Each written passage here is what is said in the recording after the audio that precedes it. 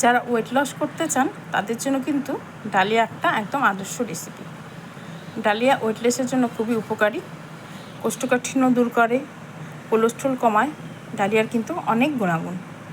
এবার ডালিয়া রান্না করার জন্য আমি ডালিয়াটাকে জলে ভিজিয়ে রেখে দিয়েছি ধুয়ে।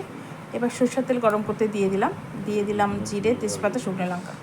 আর যা যা সবজি, যে কোনো সবজি আপনারা নিতে পারেন। আমি নিয়ে নিয়েছি গাজর, পটল, আলু, আমার এগুলোই ছিল তাই। এর থাকতে বরবটি, বিনস থাকলে দিলে বেশ ভালো লাগতো।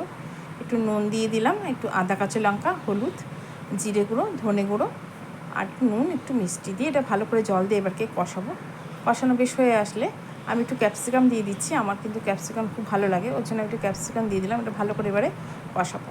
এতক্ষণে আমার ডালিয়াটা বেশ ফুলে গেছে। এবার কষানো হয়ে গেলে আমি ডালিয়াটা এর মধ্যে দিয়ে দেবো, আর দিয়ে দেবো একটু কিশমিশ। আপনারা চাইলে এর মধ্যে বাদাম, নারকেল দিতে পারেন, তাহলে কিন্তু বেশ খেতে ভালো লাগবে। ডালিয়া ওয়েট লসের জন্য একদম খুবই ভালো, আর হজম শক্তি প্রচুর পরিমাণে বাড়ায়।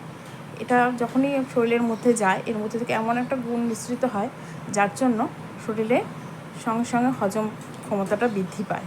তো এইভাবে একটু ট্রাই করে দেখবেন। আপনারা মুগ ডাল দিয়েও করতে পারেন, এটার মধ্যে মুগ ডাল দিয়ে দেওয়া যায়, আমি মুগ ডাল দিইনি। একদম খিচুড়ির মতো লাগবে খেতে, খুব টেস্টি হয়।